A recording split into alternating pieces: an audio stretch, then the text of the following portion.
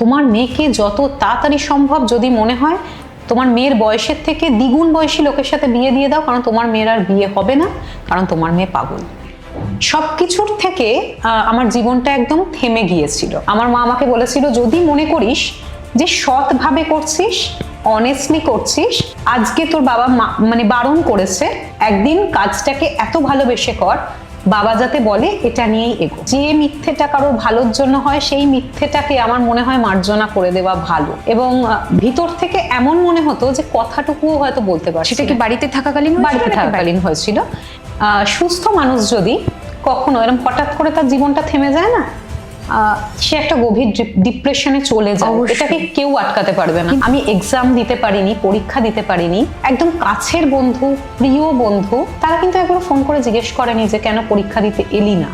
আপনার বাড়িতে বলুন, আপনি কর্মস্থলে বলুন, আপনি যদি পিছিয়ে পড়েন জীবনে, আপনার খবর নিতে কেউ আসবে না। ডাক্তার যখন বলেছিল, সত্যি কথা বলতে আমার খুব স্বাভাবিক ব্যাপার, আমি ভেঙেই গেছিলাম। একটা মানুষ যখন ভেঙেই থাকে, তার সাথে যখন আরো অনেক কিছু শুনে শুনে ভেঙে পড়ে, তখন নতুন করে ভাঙার কিছু থাকে না, সে ভেঙেই পড়ে। আমার মা বলেছিল, দেখ যুদ্ধে হারবি কি জিতবি সেটা পরের ব্যাপার, কিন্তু যুদ্ধ না করে আমি হেরে গেছি এটা ডিক্লেয়ার করা খুব ভুল। আমার বিয়ের আগের দিন আমি একটা বিউটি পেজেন্ট জিতে ফিরি, এবং সেই দিন রাত্রিবেলা আমি আমার বাবাকে দেখি। আমার বাবা এক চোখ জল নিয়ে দাঁড়িয়েছিল এবং বলেছিল যে না, তুই যেটা করছিস সেটা অনেস্টলি করছিস। আমি আজকে রাজি হলাম। আমার জীবনে দুজন পিলার, আচ্ছা, সেটা হচ্ছে আমার মা, এবং তারপরে যার কথা না বললে না সেটা হচ্ছে আমার হাজব্যান্ড। আমার হাজব্যান্ড এমন একজন মানুষ যে আমার জীবনের সবচেয়ে ভালো, আমি বলবো আশীর্বাদ বলতে পারেন।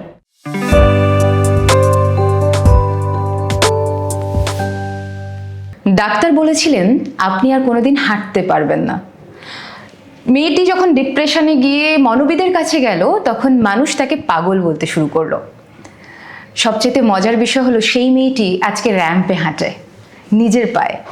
সেই মেয়েটি আজকে সঞ্চালনা করে একদম হাসি মুখে। আজকে সেই মেয়েটি আছে আমার সাথে। অনুক্তা, বলো কেমন আছো? খুব ভালো আছি, ভীষণ ভালো আছি, আর প্রতি মুহূর্তে আনন্দে হাসিতে প্রতিটা মুহূর্ত যাপন করছি।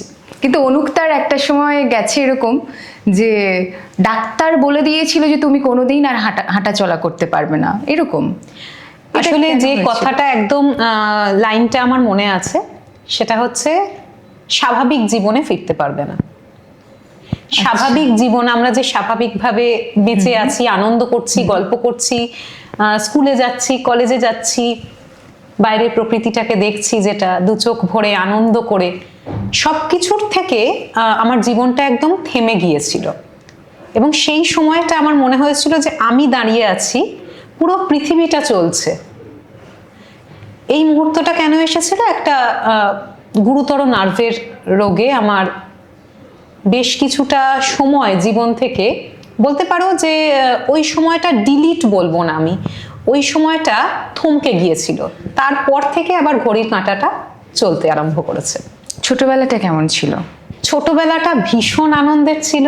আমি এমন একটা মানুষ, ভীষণভাবে বিশ্বাস করি যে আজকের মুহূর্তটাকে এমনভাবে বাঁচবো, এমনভাবে উদযাপন করে যেন এটাই শেষ মুহূর্ত। কিন্তু হঠাৎ করে এরকম একটা মুহূর্ত আসলো কবে, কত বছর বয়সে? মানে তোমার বয়স কত তখন? সবকিছু স্বাভাবিক চলছিল, পড়াশোনা, এবং আমার বাড়িতে যেহেতু সবাই কালচারাল ব্যাকগ্রাউন্ড আছে প্রত্যেকের, কেউ কিছু না কিছুর সাথে যুক্ত, কেউ ভালো নাচ করে, কেউ ভালো গান গায়, কেউ ভালো আবৃত্তি করে, এবং থিয়েটার কালচার বাড়িতে ছিল। তো ছোট থেকে আমার খুব পছন্দের জায়গা ছিল কবিতা, মানে আবৃত্তি এবং কবিতা লেখা। আমি লিখতে ভীষণ ভালোবাসতাম, তার সঙ্গে পড়াশোনা চলছিল, তার সঙ্গে থিয়েটার চলছিল। কলেজে ভর্তি হই, এবং সেই সময় হঠাৎ মডেলিং এর সুযোগ আসে। এবং মজার বিষয়টা আমার মনে পড়ে, আমি লুকিয়ে লুকিয়ে একটা বিউটি পেজেন্টে নাম দিয়েছিলাম, এবং আমার বাড়িতে কেউ জানতো না যে মডেলিংটা কি হয়। কেউ গান গায়, কেউ নাচে। এটা কলেজ লাইফে মানে সবে কলেজে উঠেছি তখন, ফার্স্ট ইয়ার।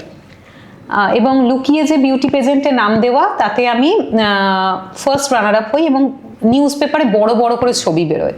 এটা একটা ভীষণ আনন্দের জায়গা ছিল, তার সঙ্গে একটা যেটা চমক ছিল, আমি বলবো আনন্দের থেকেও একটা ভয় ছিল। আমার বাবা ভীষণ কনজারভেটিভ, সেটা দেখে কিন্তু আমার বাবা একদমই বিষয়টাকে পজিটিভলি নেননি সেই সময়, এবং আমাকে কিন্তু বলেছিলেন যে মডেলিং বিষয়টা যেহেতু আমাদের বাড়ির কেউ বোঝে না, খারাপ ভালোর না, যেহেতু আমার বাবা বুঝতে পারছেন না যে মডেলিংটা কি, সেহেতু তিনি কিন্তু এক্ষেত্রে অনুমতি দিতে পারছেন না যে এটা নিয়ে আমি এগোতে পারি। একদম স্ট্রিক্টলি বলেছে, একদম সামনাসামনি সোজাসুজি বলেছিলেন যে আমি জানি না এই প্রফেশনটা কি, সুতরাং আমি চাই না তুমি এটা নিয়ে জীবনে এগো।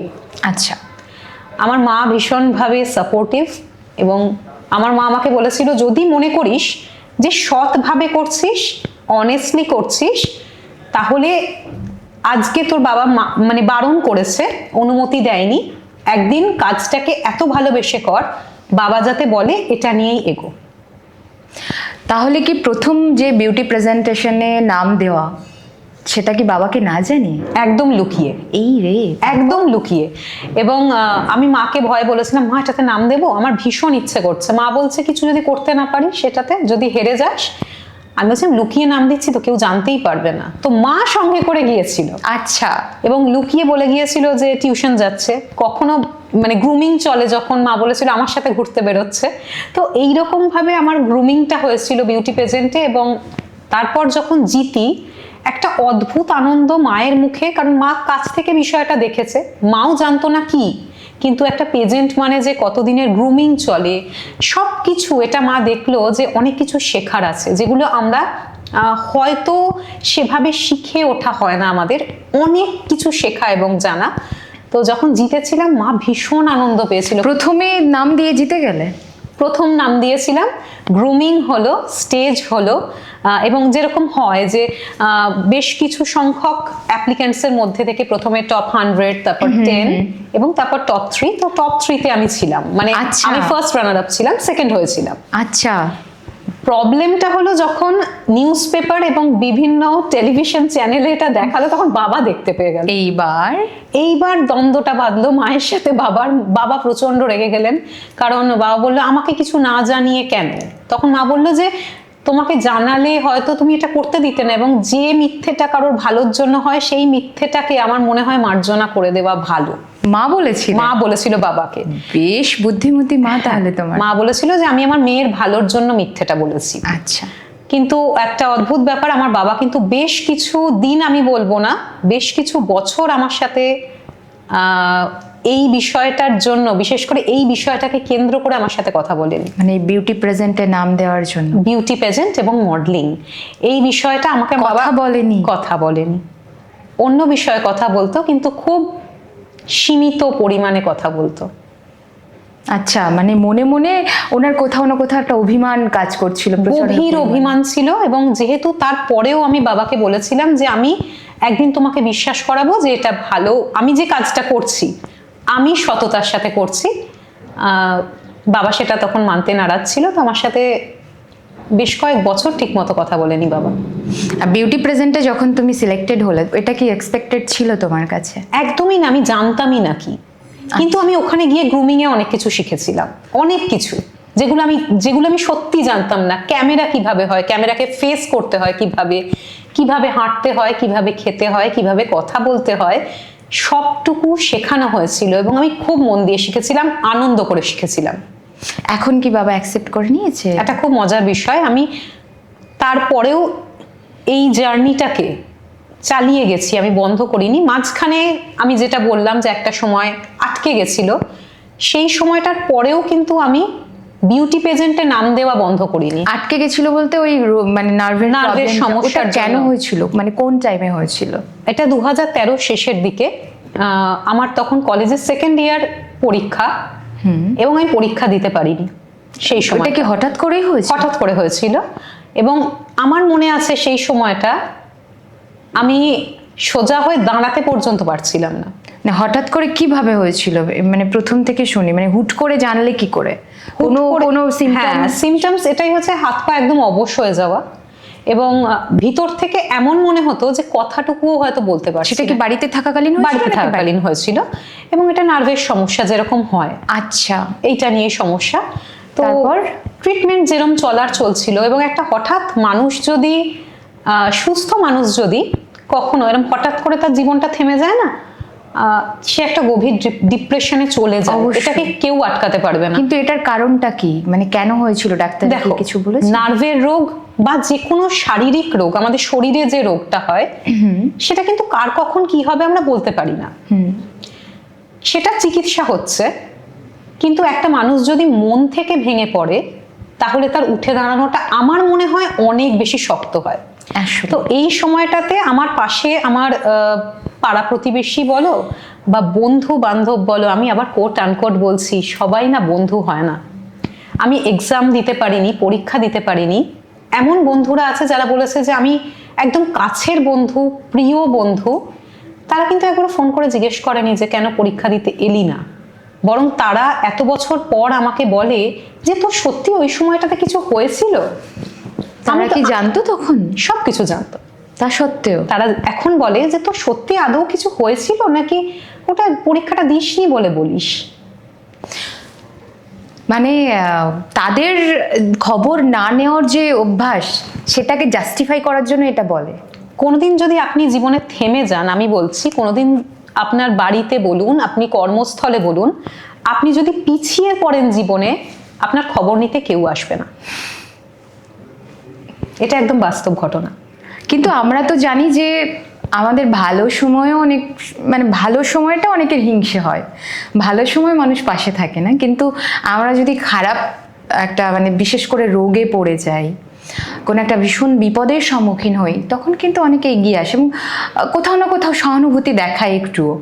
তো এখানে বন্ধুরা কেন, মানে তারা কি পরে আবার পরে তারা কি রিজন দেখালো? জিনিসটা হচ্ছে, প্রথম কথা হচ্ছে সবাই বন্ধু হয় না। আজকে আমি বলছি এবং হলপ করে বলতে পারি যে বন্ধুর সংখ্যা, আজকে আপনি একটা বড় জায়গায় অনুষ্ঠান করছেন, কোনো পারিবারিক অনুষ্ঠান বা কোনো একটা গ্যাদারিং এ, আপনার একটা ফটো ফ্রেমের মধ্যে ধরুন 50 জনের সাথে আপনি ছবি তুলে সমাজ মাধ্যম বা সোশ্যাল মিডিয়ায় ট্যাগ করছেন 50 জনকে যে উইথ সবাই আমার মাই বন্ধু। ফ্রেন্ডস। কিন্তু এইটাই একদম ঘুরে যাবে যখন আপনি কোনো একটা খারাপ সময়ের মধ্যে দিয়ে যাবেন, দেখবেন 50 জনের মধ্যে 2 জন হয়তো পাবেন, 2 জনকে আপনি পাবেন পাশে। আমি একদমই বলছি না যে এরকম 1 জন বা 2 জনকে আমি পাইনি, কিন্তু বেশিরভাগ মানুষ যাদেরকে আমি বন্ধু বলেছিলাম, আমি ভুল বুঝেছিলাম, তাদেরকে পাইনি।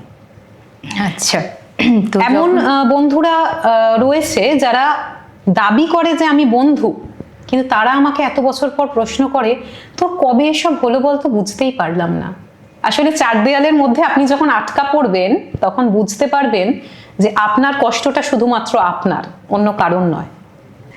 আজকে যদি তোমার সেই বন্ধুরা দেখে থাকে এই ভিডিওটা, তো তারা নিশ্চয়ই বুঝতে পারবে যে তাদের যে এই যে কথা, মানে এড়িয়ে যাওয়ার চেষ্টা, এটা কতটা খারাপ লেগেছিল তোমার ওই সময়। আমার খুব খারাপ লেগেছিল, একটা দুঃখ পেয়েছিলাম, কিন্তু আরেকটা জিনিস খুব ভালো লেগেছিল। আমার মা সবসময় বলতো মানুষকে চিনে নাও, নীরবে চিনে নাও, মানে আশপাশে যারা রয়েছে তাদেরকে চুপচাপ চিনে নিতে হয়, সব সময় কিন্তু চিৎকার করে বা বলে হয় না। নীরবতা একটা বিরাট বড় প্রতিবাদের ভাষা, এটা আমরা কেউ বুঝতে পারি না আসলে। তো তখন যাদেরকে চিনেছিলাম, বুঝেছিলাম, এবং আমি ডিপ্রেশনেও গেছিলাম, আমি এটা একদম মিথ্যে কথা বলবো না। শরীরের রোগ সবার হয়, চিকিৎসা হয়, মানুষ উঠেও দাঁড়ায়, কিন্তু মনকে যখন কেউ বিষিয়ে দেয় এবং মনটাকে ভেঙে দেয়, মানুষের উঠে দাঁড়াতে খুব কষ্ট হয়। এটা যাদের ক্ষেত্রে, এবং যারা ডিপ্রেশনে পড়েছে তারা খুব ভালো বুঝতে পারবে যে ডিপ্রেশনে কিন্তু ডিপ্রেশন মানুষকে বিছানাতেও ফেলে দিতে পারে।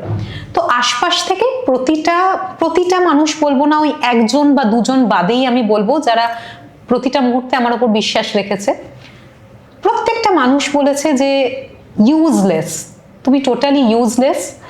এবং এমন অনেক লোক আছে বলেছে যে তো মানে সাইকোলজিস্টের কাছে যায়, এ পাগল হয়ে গেছে। আসলে এর কোনো শরীরে রোগ নেই, এ পুরোপুরি পাগল হয়ে গেছে। এবং আমাকে একটা সময় ছিল না, খুব আমার এখন বলতে খুব ভালো লাগে। কেন ভালো লাগে? সেই সময়টা যদি আমার জীবনে না আসতো, সেই কঠিন সময়টা, আমার এই জেদটাই থাকতো না যে আমাকে আবার ফিরে আসতে হবে আমার জীবনে। আমাকে নেমন্তন্নই করা হতো না বিভিন্ন জায়গায়, আমাকে বিভিন্ন সোশ্যাল গ্যাদারিং, যেটা অনুষ্ঠান বাড়ি হোক বা বিভিন্ন জায়গায় যে নেমন্তন্ন করা হতো বাড়িতে, সেখানে আমাকে কেউ ইনভাইট করতো না। আসলেই একদম। তো ডাক্তার যখন বলে দিল যে স্বাভাবিক জীবনে তুমি ফিরতে পারবে না, তখন কেমন লেগেছিল? মানে তখন কি ভাবলে প্রথমে শুনে?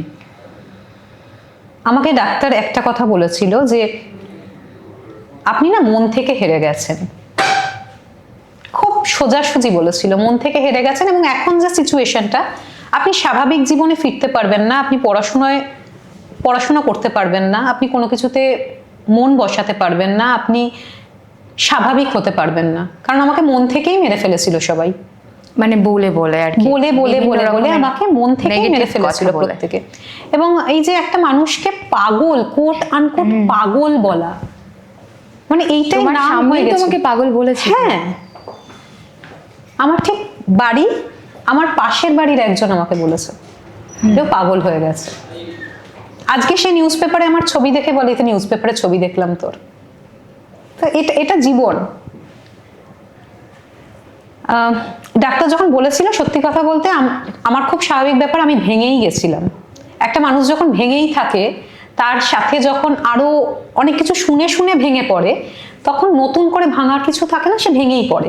আমার মা বলেছিল, দেখ যুদ্ধে হারবি কি জিতবি সেটা পরের ব্যাপার, কিন্তু যুদ্ধ না করে আমি হেরে গেছি এটা ডিক্লেয়ার করা খুব ভুল। তো মা আমার সামনে না প্রথম বিউটি পেজেন্ট আমি যেটা জিতেছিলাম আমরা 2012-তে, ওই স্টিলেটোটা সামনে রেখে দিত প্রতিদিন, আর প্রতিদিন বলতো যে তোকে আবার ওটা পরে আরো অনেক পেজেন্ট জিততে হবে। মানে এভরিডে আমার মা ওটাকে রেখে আমাকে বলতো, তুই উঠে দাঁড়া, তুই আবার বিউটি পেজেন্টে নাম দে। তো আমার প্রত্যেক দিনের চেষ্টা থাকতো যে আমি নিজের জীবনে আবার ফিরবো, আমি উঠে দাঁড়াবো এবং আমি আবার বিউটি পেজেন্টে নাম দেব। তো এই প্র্যাকটিস এভরিডে, আমি একটা গ্লাসে, আমার এখনো মনে আছে, কাঁচের গ্লাসে জল ভরতাম, আমি বলতাম যে এটা আমার এনার্জি, আমি এটা রিফিল করলাম। সারা দিন পর আমি প্রত্যেক দিন চেষ্টার পর তো স্বাভাবিক ব্যর্থ হতাম, রাত্রিবেলা জলটা নিজেই খেয়ে নিতাম, আবার পরের দিন সকালবেলা জলটাকে রিফিল করতাম, যে আমি আবার এনার্জি নিয়ে আবার ট্রাই করব। আজকে একটা নতুন দিন, আজকে এই নতুন দিনটাতে আমি নতুনভাবে ট্রাই করব, ঠিক আমি উঠে দাঁড়াতে পারবো। 1.5 বছর পর সেই দিনটা আসে, যে দিনটা আমি কিন্তু আমার স্বাভাবিক জীবনে ফিরি এবং চেষ্টা করা শুরু হয়। যেহেতু সেই সময় যখন আমি কামব্যাক করি, আমি যখন তারপরে কামব্যাক করি, সেই সময় কিন্তু আমি প্রথমে যখন একটা পেজেন্ট জিতে আমি বিভিন্ন মডেলিং অ্যাসাইনমেন্টসে কাজ করছিলাম, তো বহু মানুষ যাদের সাথে আমি কাজ করেছি তারা আমাকে পুরো চিনতেই অস্বীকার করে, আমি তো চিনি না তোমাকে। 1.5 বছর পরে এসে তো ভুলে গেছি। এই জগৎটাই এরকম যে তোমাকে ভুলতে মানুষ 1 সেকেন্ডও সময় লাগাবে না, মনে রাখতে কিন্তু অনেকটা এফর্ট লাগে, একদম ভুলে যেতে বেশি সময় লাগে না। তারপর থেকে আবার বিউটি পেজেন্টে ট্রাই করা স্টার্ট করি এবং পরপর আমি 12টা বিউটি পেজেন্ট জিতি, নাম করা। এবং একটা মজার ঘটনা রয়েছে, এটা হয়তো পরে আলোচনা করতে করতে আসবে। আমার বিয়ের আগের দিন আমি একটা বিউটি পেজেন্ট জিতে ফিরি, এবং সেই দিন রাত্রিবেলা আমি আমার বাবাকে দেখি। আমার বাবা এক চোখ জল নিয়ে দাঁড়িয়েছিল এবং বলেছিল যে না, তুই যেটা করছিস সেটা অনেস্টলি করছিস, আমি আজকে রাজি হলাম। মানে অবশেষে বাবার মন জয় হলো। আর অবশেষে বাবার মন জয় হলো। বাবা অনেক, মানে আমার প্রচেষ্টাটা অনেক দিন ধরে দেখেছিল যে আমি কতটা হার্ডওয়ার্ক করেছি একদম। এবং তার সঙ্গেই চারপাশের যে কথাবার্তা এবং মাঝখানে যে জীবন থেকে একদম পিছিয়ে পড়া, সেই ফেজটাও তো বাবা দেখেছে। তারপরেও যে আমি উঠে দাঁড়িয়েছি এবং এইটাকে ভালোবেসে কাজ করছি, সেটা বাবা বুঝতে পেরেছে। একদম একদম। উঠে দাঁড়ানোর যে মুহূর্তটা কেমন ছিল? ওই যে অসুস্থতা থেকে সুস্থ হওয়ার যে প্রথম দিন উঠে দাঁড়ানোর অভিজ্ঞতাটা কেমন ছিল? এটা একটা না, মানে বিষয়টা তোমাকে কতটা বোঝাতে পারবো আমি জানি না। মানুষ যখন শরীর মন দুটো দিয়ে আমাদের পুরো শারীরিক যে গঠনটা, আমরা যেটা বলি না যে শারীরিক সুস্থতা, এটা আসলে এটার মধ্যে শরীর থাকে, মন থাকে। এবার একটা মানুষ যখন অসুস্থ হয়, সে শারীরিকভাবে অসুস্থ হয়, কিন্তু তার যদি সাথে সাথে মনও অসুস্থ হয়ে যায়, তাহলে না সে আর উঠতে পারে না। মানে সে না লাইফ থেকে নিজেকে উইথড্র করে নেয়। একদম। এই যে উইথড্র করাটা, এটা না কেউ বুঝতে পারে না, সবাই তো ঢং করছে। ডিপ্রেশন না একটা খুব শৌখিন রোগ, অনেকে বলে ডিপ্রেশন একটা শৌখিন রোগ, লোকে না ঢং করে বলে ডিপ্রেশন হয়, যারা ঢঙই তাদের ডিপ্রেশন হয়। এত বোকা বোকা, মানে আমাদের চিকিৎসা শাস্ত্র এত এগিয়ে গেছে, আমাদের সায়েন্স এত এগিয়ে গেছে, কিন্তু মানুষ বুঝতে পারে না যে এই ডিপ্রেশন মানুষকে ফেলে দিতে পারে, এবং এমনও হতে পারে যে সেই মানুষটার উঠতেই পারলো না শুধুমাত্র এই ডিপ্রেশন এই শব্দটা থেকে। একদম, এটা এতটাই ভয়ঙ্কর একটা বিষয়। এটা সম্পর্কে কেন মানুষ বলে আমি জানি না, যেটা শৌখিন রোগ, এটা আমার সত্যি ধারণার বাইরে। তো যখন প্রথম উঠলাম, সেটা হচ্ছে নিজের ওপর আত্মবিশ্বাস ফেরে যখন আস্তে আস্তে, সেটাই আমাকে উঠে দাঁড়াতে কিন্তু সাহায্য করেছে। কারণ চিকিৎসা চলছে, শরীরের চিকিৎসা চলছে, মনকে আস্তে আস্তে আস্তে আস্তে রিকভার করলাম যখন, তখন কিন্তু বুঝতে পারলাম যে শরীরের রোগ হলে মানুষ চিকিৎসা করে তাও ফিরতে পারে, মন যদি মরে যায় তাকে ফিরিয়ে আনা সত্যি খুব মুশকিল। একদম। তো প্রথম যখন বিউটি প্রেজেন্টে যখন জিতলে, সেই মুহূর্তটা মা সঙ্গে ছিল? আর তারপর আমার জীবনে দুজন পিলার, আচ্ছা, সেটা হচ্ছে আমার মা, এবং তারপরে যার কথা না বললে না, সেটা হচ্ছে আমার হাজবেন্ড। মানুষ এখনকার দিনে আমি শুনেছি যে সবাই বলে বিয়ে করলে জীবন শেষ, কেরিয়ার করতে পারবে না, কিচ্ছু না, মানে বিয়েটা হচ্ছে মানুষ একটা সেই সব কিছু করে নিয়ে তারপর যদি সময় পাই বিয়ে করবো, এরকম অনেকের একটা ধারণা হয়ে গেছে। এখন কি আমি কি এটা বলতে পারি না যে ধারণাটা পোষণ করছে সে ভুল করছে? হয়তো এমন কিছু ঘটনা আছে, এমন কিছু ঘটেছে যেটা দেখে তার মাথায় বা মস্তিষ্কে বা মানুষের মনে এটা ছাপ পড়েছে। কিন্তু আমি কিন্তু সেই দিক দিয়ে আমি বলবো না যে পুরো আমার জীবন জুড়েই শুধুমাত্র খারাপ কিছুই হয়েছে, ভালো কিছুই হয়নি, এইটা না। মানে আমার হাজবেন্ড এমন একজন মানুষ যে আমার জীবনের সবচেয়ে ভালো একটা, আমি বলবো আশীর্বাদ বলতে পারেন। যখন একটা ট্যাবু আমাদের সোসাইটিতে আছে, এটা কেউ অস্বীকার করবে কিনা আমি জানি না, যে মেয়ে সাইকিয়াট্রিস্টের কাছে যায় বা যে ছেলে সাইকিয়াট্রিস্টের কাছে যায় বা যে মানে যে মানুষেরা সাইকোলজিস্টের কাছে যায়, কাউন্সেলিং করায়, তারা পাগল। এবং পাগলের সাথে কিন্তু কেউ তার বাড়ির কারোর বিয়ে দেয় না। এটা একটা অদ্ভুত বিষয় আমাদের কিন্তু সোসাইটিতে এখনো অবধি। আমরা এত শিক্ষিত না, ও না সাইকোলজিস্টের কাছে যায়, আমি ওর সাথে আমার ছেলের বিয়ে দেবো না, বা ওর সাথে আমার মেয়ের কাউন্সেলিং করায় মানেই সে পাগল। এটা কিন্তু মানে এই জিনিসটা এখনো রয়েছে এবং খুব প্রকটভাবে রয়েছে। তো আমাকে আমার পাড়া প্রতিবেশীর একটা খুব মজার কথা আমার মাকে বলেছিল, তোমার মেয়েকে যত তাড়াতাড়ি সম্ভব যদি মনে হয় তোমার মেয়ের বয়সের থেকে দ্বিগুণ বয়সী লোকের সাথে বিয়ে দিয়ে দাও, কারণ তোমার মেয়ের আর বিয়ে হবে না, কারণ তোমার মেয়ে পাগল। মানে দ্বিগুণ বয়সী হলেও বিয়ে দিয়ে দাও, কিন্তু তাড়াতাড়ি বাড়ির বোঝাটাকে বিদায় করো। আচ্ছা, তারপর মায়ের কি উত্তর ছিল? মা আসলে খুব আমার মাকে দেখলে বুঝতে পারবে, আমার মা একজন এতটাই বিচক্ষণ মানুষ। আমার মা একটা কথাই বলে, প্রতিবাদের ভাষা সবসময় চিৎকার করে হয় না, প্রতিবাদের ভাষা নীরবে হতে পারে বা নিজের কাজ দিয়ে হতে পারে। তো আমি মায়ের এই জিনিসটাই খুব অ্যাডাপ্ট করেছি। আমার হাজবেন্ড আমার জীবনে যখন এত কিছু টার্বুলেন্স চলছে, তখনও কিন্তু পুরোপুরি থেমে যায়নি। আর এই সময়টাতে খুব প্রকট ছিল হচ্ছে যে ওর বিয়ে হবে না, ওকে কেউ ভালোবাসবে না, কেউ নিজের বাড়িতে নিয়ে যেতে চাইবে না বউ করে। সেই সময় আমার হাজবেন্ডের সাথে আমার আলাপ হয় কলেজে পড়াকালীন, এবং ও আমাকে প্রতিশ্রুতি দেয়, জীবনে যাই হয়ে যাক না কেন তুই যেটা চাস, যেহেতু আমার বন্ধু, এই তুইটাই বললাম কারণ বন্ধুর সাথে সম্পর্কটা এরকমই হয়, এবং প্রথমেই বলেছি সবাই বন্ধু হয় না, আবার যারা বন্ধু জীবনে তারা থেকেই যায়, জীবনে ছেড়ে যায় না। তো আমার হাজবেন্ড আমার জীবনের বন্ধু, বেস্ট ফ্রেন্ড, এবং তার সাথে জীবন সঙ্গী পরে হয়েছে। প্রেমের বিয়ে নাকি অ্যারেঞ্জ? একদমই প্রেমের বিয়ে, ভালোবেসে বিয়ে। এবং অদ্ভুত একটা ব্যাপার, প্রথমে যখন ওর সাথে আমার আলাপ হয়েছে, আমাদের কিন্তু প্রথম থেকে প্রেম ছিল না। আচ্ছা, ও আমার বন্ধু ছিল, আমার পাশে দাঁড়িয়েছিল, যতবার যত লোক যা বলেছে ও আমাকে বলেছিল ইগনোর। আমি তো বাড়ি বাড়ি গিয়ে সবার মুখ বন্ধ করতে পারবো না, ইগনোর। সেই সম্পর্কটা, সেই সাপোর্টটা এখনো অবধি আমি পাই, এবং এখনো অবধি আমরা বন্ধুই রয়ে গেছি। একটা অদ্ভুত ব্যাপার। এবং ও জীবনে আমার জন্য যা করেছে, আমি হয়তো সবার সামনে বলছি যে সবার জীবন সঙ্গে কিন্তু খারাপও হয় না। একটু চোখ খুলে যদি দেখা যায়, ভালো মানুষও আছে। আমি শুধুমাত্র নেগেটিভ কথা, একদমই আমি নেগেটিভিটি ছড়াতে ভালোই বাসি না। ভালো মানুষ আছে, ভালোবাসার মানুষ আছে, দুটো কথা। একটা দিন মনে পড়ে, যেহেতু আমার লাইফে টার্বুলেন্সগুলো চলছিল, সেই সময় তো শান্ত হয়ে যায়নি সবটুকু।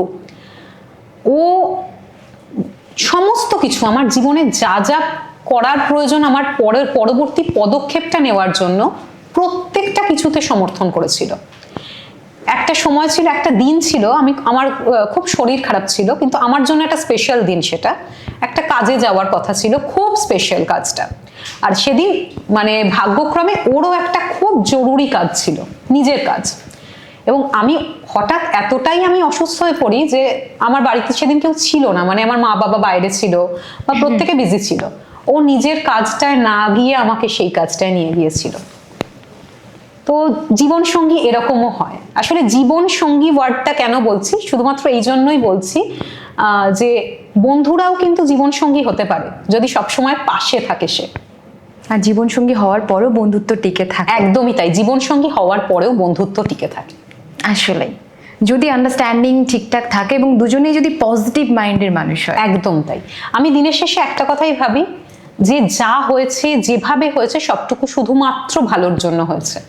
একদম। কারণ সেই দিন যদি ওই সময়টা না আসতো, আমি জীবনটাকে চিনতে পারতাম না, আমি বন্ধুদের যে আসল স্বরূপ সেইটা চিনতে পারতাম না। আরেকটা জিনিস, সেটা হচ্ছে এই যে উঠে দাঁড়ানোর জেদ এবং জীবনে কিছু করার জেদ, সেই জেদটা নিয়ে বোধহয় এগোতে পারতাম না, অনেকগুলো মাইলস্টোন পেরোনো হতো না। যেটা অনেকে বলে না, তোমার জীবনে অনেকটা সময় পজ হয়ে গেছে। আমার মনে হয় কখনো কখনো একটু পজ থাকাও ভালো। ওই পজটা থাকলে না দ্বিগুণ গতিতে আবার এগোনো যায়। তার মানে ভালোবাসা শক্তি দেয়, কিন্তু একদম শক্তি দেয়, একদম শক্তি দেয়। একদম। কিন্তু ভালোবাসা ছাড়াও ধরুন যারা আজকে এরকম সিচুয়েশনে আছে যে বিছানায় শয্যাশায়ী কিংবা হুইল চেয়ার থেকে উঠতে পারেনি, তাদের জন্য কি কথা আছে অনুক্তার? তাদের জন্য আমার একটাই কথা আছে, যদি